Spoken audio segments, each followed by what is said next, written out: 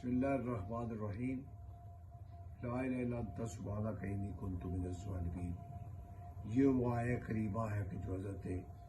یونس علیہ السلام نے مچھلی کے پیٹ میں تلاوت کی،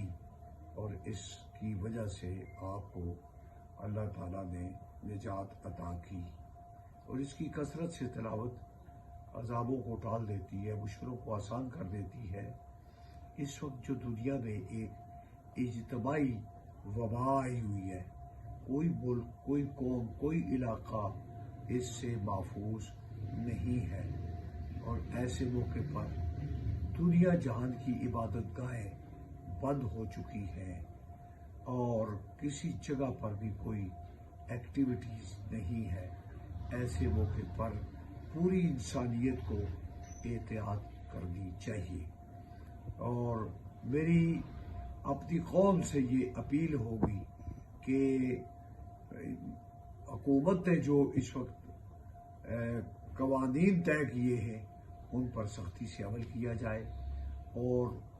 حرکت و نقل و حرکت میں احتیاط کی جائے، اور بازاروں میں احتیاط کی جائے، عبادت گاہوں میں احتیاط کی جائے، تاکہ اس